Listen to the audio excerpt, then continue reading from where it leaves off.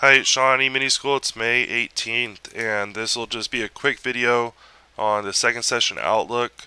So if you've been on our email list, we've been saying the safest trade for the last week and a half, basically since the market has been trading in this range from this high to this low. We've been basically saying it could get very choppy here.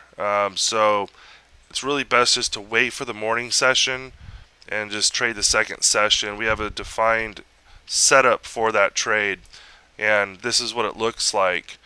Now, this just shorting the second set of reds, it would have been a great entry right here down to the lower targets for the day.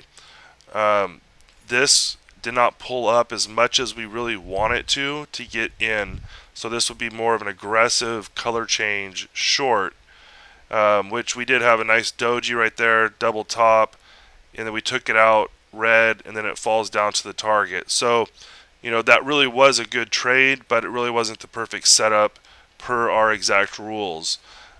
So trading the second session is just a very good way to wait for the trade instead of trying to predict every single move, especially since we're in this range. Okay, so the longer we stay in this range without really breaking one way or the other, the more chance we probably have of short squeezing up one more time. So right here, if we're forming a wedge, okay, so we've had this outlook since for about a week.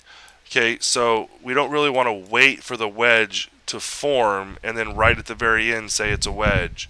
Okay, because knowing a wedge could form here when the market is right here gives us a trading outlook that it might be choppy.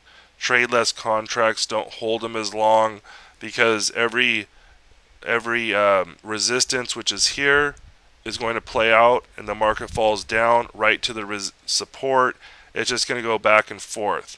Okay, we could break out tomorrow, but until it really does, we can't really trade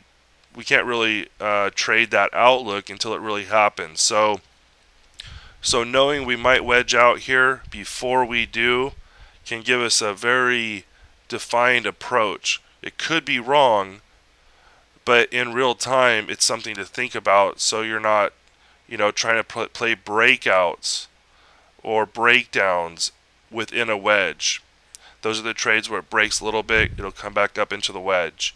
Okay, and by the time the wedge is here, you've already tried playing the breakout 3-4 times, and then you say, forget it, it's not going to go, and that's usually when it goes, okay, in whichever direction it's going to go. So we really want to trade accordingly to the plan and take it one day at a time in the bigger direction. Also, I want to point out for the people that are new is the CTA blog. Now, this is not part of eMiniSchool, but if you want to go to vantagefutures.blogspot.com, this is Jeremy's CTA, it's Vantage Futures, and he's posting the charts. Some of the charts had a couple wild ticks. Those aren't real ticks. It's his data was messed up a couple of these trades, but he's posting the charts and he's giving a breakdown of every day. Okay, so today was 10.2 points on the Russell. Yesterday was 5.5 points. There was a loser here, but it basically made everything back except for about a point that day. And then there was 3.5 points that day. So anyways, if you want to contact him, since this is not part of eMiniSchool, go to the contact, and his contact email's here. Okay, he's in the process of making a new site, so this is the site for now. Have a good night.